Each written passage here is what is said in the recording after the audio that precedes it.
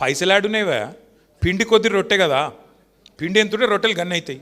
నువ్వు ఇష్టం ఉన్నట్టు నరుకుతున్నావు, మరి అడ్డం పొడువు ఏడికెళ్ళి తెస్తావు పైసలు, ఏడికెళ్ళి ఇస్తావు ఇవన్నీ అంటే మాకు అన్ని ఎరికే. ఇంకొక డైలాగ్ కొట్టిండు ఆయన, మీకు యాదకుందో లేదో, రుణమాఫీ చేయాలంటే 40,000 కోట్లు ఒక్క సంవత్సరం కడుపు కట్టుకుంటే అయిపోయాన్నాడు. మరి ఇప్పుడు కడుపు కట్టుకుంటూ అయితలేదా? బెల్టులు దొరుకుతలేవా కట్టుకోనికే? ఏమవుతుంది రాష్ట్రంలో? ఒక్క వర్గం చెప్పండి, నువ్వు మోసం చేసింది చేయకుండా నీ చేతిలో మోసపోకుండా ఉన్న ఒక వర్గం చెప్పు. మా ఆడపిల్లల్ని మోసం చేస్తేవి, 2,500 అంటివి, తులం బంగారం అంటివి. ఇప్పుడేమో కొత్త డైలాగ్ నేర్చుకున్నాడు, అందరినీ కోటీశ్వరులు చేస్తారంట. 1,000,000 మంది ఆడోళ్లను కోటీశ్వరులు చేస్తా. 1,000,000 మంది మహిళలు కోటీశ్వరులు అయితే ఎన్ని కోట్లు అయితే ఒక రాష్ట్రంలో? 1,000,000 కోట్లు. నేను అసెంబ్లీలో అడిగిన, రేవంత్ రెడ్డి గారు బడ్జెట్ సమావేశాలు ఇవి, బడ్జెట్ అంటేనే లెక్కలు కదా, మరి 1,000,000 మంది కోటీశ్వరులు అంటే ఆ 1,000,000 కోట్లలో ఎన్ని సున్నాలు ఉంటాయో జర చెప్పురా భయ్ అని అడిగిన. ఆయనకి ఎరుకుంటే నా చెప్పేది. ఉత్తగానే ఏది పడుతుంది నోట్లోకి వెళ్ళి మాట్లాడచ్చు, జనంను ఏదో ఒకటి చెప్పి బనాయించవచ్చు, మళ్ళీ ఓట్లు వేయించుకోవచ్చు, పోవచ్చు. ఇలా రేవంత్ రెడ్డి ఏమనుకుంటున్నా ఎరికేనా, నేను ప్రజలందరినీ నేను ఆగం చేసేసిన, ఇక నమ్మిచ్చేసిన, కేసీఆర్ అప్పులపాలు చేసేసిండని నమ్మిచ్చేసిన, మొత్తం ఎక్కిచ్చేసిన నెత్తిలా, కాబట్టి నేను ఏం చేయకపోయినా నడుస్తుంది. ఆఖరికి 6 నెలలకి ఏమైనా చేస్తే 1-2 చేస్తే అయిపోతుంది, వీళ్ళంతా పిచ్చోళ్ళు మళ్ళీ నాకే గుద్దుతారు అనుకుంటాను. చెప్తున్నాడు ఆయన దగ్గరున్న వాళ్ళకు. ఆఖరి 6 నెలలు ఏదో 2-3 ఇద్దాం తీబాయి, ఇప్పటి నుంచి ఎందుకు, మొదటి 3 నెలల్లో చేస్తా అన్న పనులంట ఆఖరి 6 నెలలకు చేస్తాడంట. మనం అందరం పిచ్చోళ్ళమంట, మళ్ళీ ఆయనకే గుద్దుతామంట. ఇది ఆయన నెత్తి నిండా ఉన్న ఆలోచన.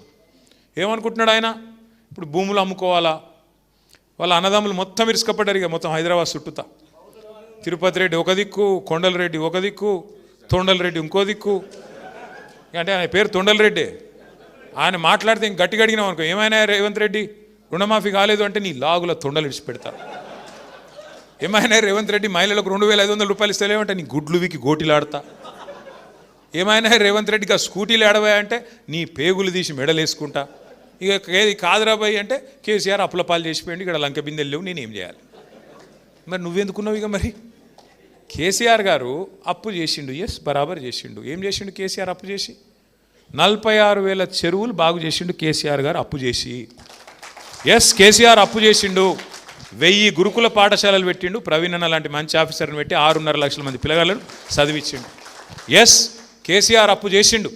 మీ పాలమూరు రంగారెడ్డి ప్రాజెక్టులో 90% పనులు, 14 లక్షల ఎకరాలకు నీళ్ళు ఇచ్చే 90% పనులు పూర్తి చేసిండు కేసీఆర్. మీ నార్లాపూర్ రిజర్వాయర్ పూర్తి కాలే, మీ ఏదుల కాలే, ఒట్టెం కాలే, కరివెన కాలే, ఉద్దండాపూర్ కాలే.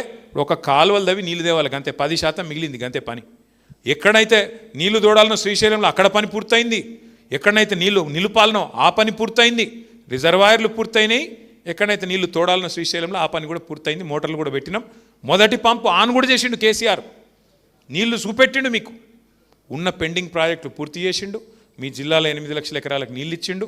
ఇంకొక 14 లక్షల ఎకరాలకు నీళ్ళు ఇయనికే 90% పూర్తి చేసిండు కేసీఆర్ గారు. దగ్గర 35,000 కోట్లు ఖర్చు పెట్టి అప్పు చేసిండు. పాలమూరు ప్రాజెక్టు 90% పూర్తి చేసిండు. నువ్వు 2.5 ఏళ్ళ మరి మీ మామగారి పేరు పెట్టుకున్నావు. పాలమూరు రంగారెడ్డి ఎత్తిపోతల పథకానికి మామగారి పేరు పెట్టిండు. మహేంద్రనాథ్ పేరు పెడితే బాగుండపో, మామగారి పేరు పెట్టుకున్నాడు, జైపాల్ రెడ్డి సాబ్ పేరు పెట్టుకున్నావు. మరి జైపాల్ రెడ్డి సాబ్ మీద ఏమైనా కోపం ఉందో ఏమో తెలియదు నాకు. ఆ పనిని ముడతను కూడా ముడతలేడు. అది పూర్తి చేయవస్తలేదా? 2.5 ఏళ్ళు అయితే 90% అయిపోయింది, 10% అంటే ఏనుగు పోయింది, తోక చిక్కింది. అది తోకను గుజానికి కూడా అవుతలేదు నీకు 2.5 ఏళ్ళ. ఏం పాలమూరు బిడ్డవు మరి నువ్వు? పాలమూరు బిడ్డ అంటే ఆయన ఉద్దేశం చూడండి మీరు. 90% పని పూర్తి అయిపోయి 6 నెలల మిగతా పూర్తి చేయొచ్చు. అది పూర్తి అయితే ఏమవుతుంది? కేసీఆర్ చేసిండంటారు. ఆ రిజర్వాయర్లని కేసీఆర్ ఉన్నప్పుడే కట్టిండంటారు. ఆయన ఏమనుకుంటున్నాడు, మనం ఆఖరికి చేయాలి, ఆఖరికి చేస్తే మా పాలమూరులోకి మళ్ళీ పోయి నేను చెప్తా, కల్వకుర్తి పోయి నేనే చేసిన మొత్తం కేసీఆర్ ఇడిచిపెట్టిపోయింది అని చెప్తా. నమ్ముతారు. కనబడతలేదా అందరికీ? కరివెన కనబడతలేదా? వట్టెం కనబడతలేదా? ఉద్దండాపూర్ కనబడతలేదా? ఏదుల కనబడతలేదా? రిజర్వాయర్లని పూర్తయిన విషయం తెలియదా? తెలుసు. శ్రీధర్ లాంటి వాళ్ళని నేను కోరుతా ఉన్నా, ఈ వాస్తవాలు మనం చెప్పాలి ప్రజలకి. ఈ వాస్తవాలు మనము గ్రామానికి తీసుకొని పోవాలి. అట్లాగే ఇవాళ మీరు ఆలోచన చేయండి, ఏ వర్గాన్ని మోసం చేయలేదు ఆయన. దళితులకు గిరిజనులకు ఏం చెప్పిండు? మీ కల్వకుర్తిలో గిరిజన సోదరులు ఉంటారు బాగా. కేసీఆర్ గారేమో మీకు తాండాలు పంచాయతీలు చేసిండు, మీ రిజర్వేషన్ 6% నుంచి 10% చేసిండు. బ్రహ్మాండంగా పోడు భూములకు పట్టాలు ఇచ్చిండు, 4.5 లక్షల ఎకరాలకు పట్టాలు ఇచ్చిండు కేసీఆర్. గిరిజనులకు మంచి చేసే ప్రయత్నం చేసిండు.